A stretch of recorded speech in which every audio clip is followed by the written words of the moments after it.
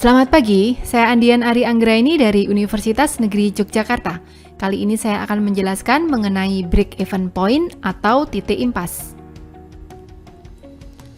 Analisis titik impas itu dilakukan untuk mengidentifikasi operasi perusahaan yang menghasilkan keuntungan nol. Nah, saat keuntungannya ini tercapai nol, berarti kan kita nyebutnya kalau keuntungannya nol berarti nggak untung dan nggak rugi. Nah, kondisi ini disebut sebagai titik yang impas, tidak untung, tidak rugi. Dalam bahasa Inggris kita sebut sebagai break-even point atau disingkat BEP. Nah, analisis titik impas ini berguna ketika suatu perusahaan akan merencanakan sesuatu. Misalnya, merencanakan untuk ekspansi produk baru. Itu artinya ingin buat produk baru. Misalnya, perusahaan bakpia selama ini sudah mengembangkan produk bakpia yang original, yang kacang hijau. Kemudian dia ingin menjual produk baru, misalnya bakpia rasa keju, bakpia rasa coklat. Maka perusahaan tersebut perlu melakukan analisis titik impas. Atau ketika suatu perusahaan akan memulai usaha yang baru, jadi dia belum pernah berusaha, ingin melakukan usaha yang baru, maka harus dilakukan analisis titik impas. Nah, kenapa perlu dilakukan analisis titik impas ini? Karena ini bermanfaat untuk proyeksi keuntungan. Apakah suatu usahanya itu kapan akan untung, kapan akan rugi?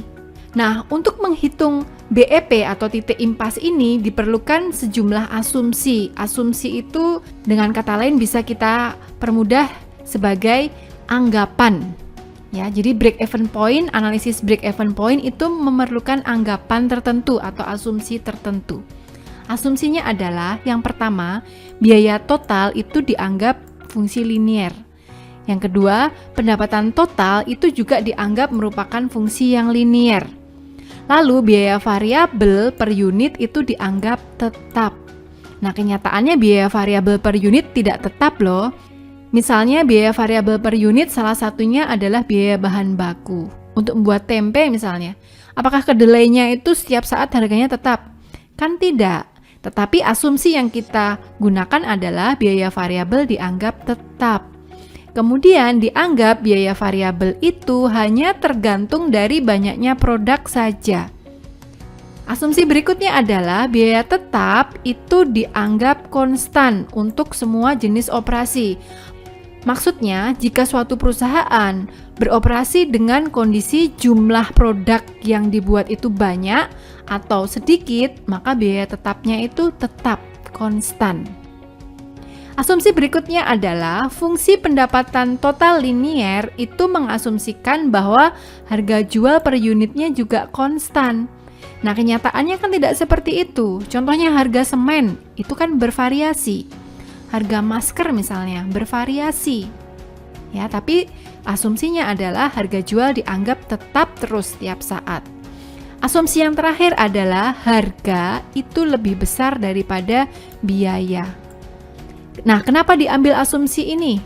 Ya, kalau harganya lebih kecil dari biaya ya nanti rugi dong. Sehingga ngapain kita ngitung BEP kalau usahanya pasti rugi?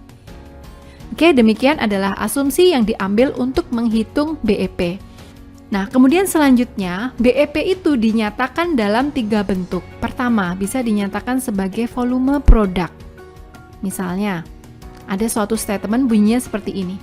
BEP suatu pabrik tercapai saat produknya 100.000 unit. Ya, ini dinyatakan dalam volume produk. Yang kedua, dinyatakan dengan harga penjualan total. Misalnya, BEP tercapai saat penjualan suatu dealer motor itu mencapai 250 juta. Yang ketiga, bisa juga dinyatakan sebagai persentase dari kapasitas produksi. Misalnya, pabrik tempe yang kapasitas produksinya per hari adalah 1 ton kedelai, itu dianggap BEP jika pabriknya itu beroperasi 60% dari kapasitas total.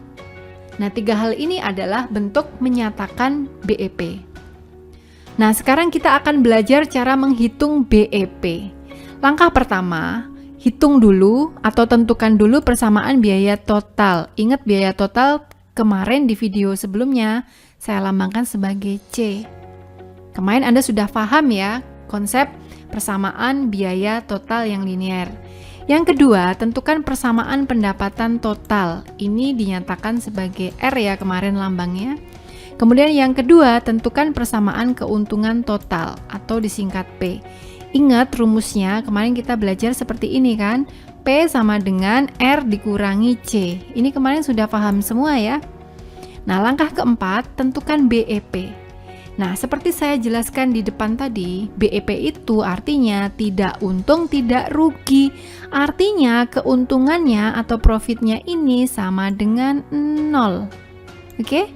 Jadi profitnya ini boleh saya ganti 0 sama dengan R min C, berarti R-nya akan sama dengan C.